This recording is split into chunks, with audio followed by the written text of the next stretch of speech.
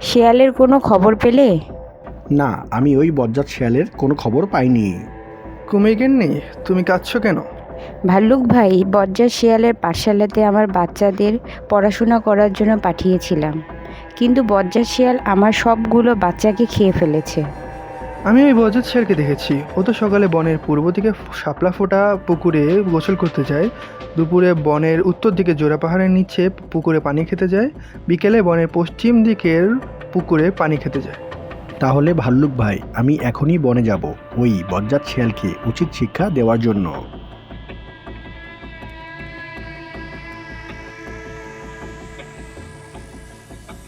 এই তো শাপলা ফোটা পুকুর। শেয়াল নিশ্চয়ই এখনই আসবে গোসল করতে। যাই, পানিতে লুকাই।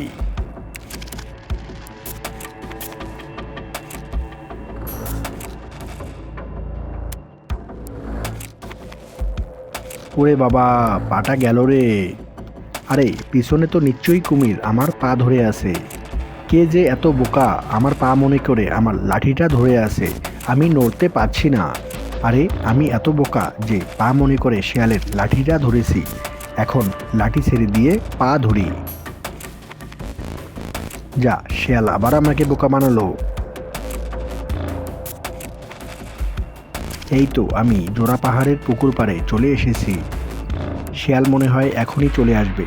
আমি পানির নিচে লুকাই।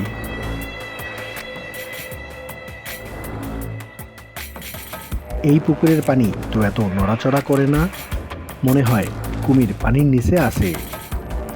দেখি তো যাচাই করে। প্রতিদিন তো পানি বেশ নড়াচড়া করে, আজকে এত কম নড়াচড়া করছে কেন বাবা, বুঝলাম না। এবার তো আমি নিশ্চিত কুমির পানির নিচেই আছে। যাই বাবা, পালাই। যা, বজ্জাত শেয়াল আবার আমাকে বোকা বানালো।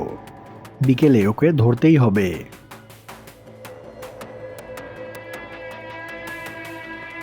এই তো আমি বনের পশ্চিম পাশের পুকুরে চলে এসেছি। শেয়াল আসার সময় হয়েছে, মরার ভান করি। আরে কুমির তো মরে পড়ে আছে, কিন্তু কুমির তো এত তাড়াতাড়ি মরার কথা নয়। মনে হয় আমাকে ধরার জন্য মরার ভান করে আছে। দেখি তো যাচাই করে। আমি তো এমন কিছু খাই না যে নড়াচড়া করে না। কুমিরটা যদি একটু নড়াচড়া করতো তাহলে তো আমি ওকে খেতাম। এই তো কুমির বেঁচে আছে।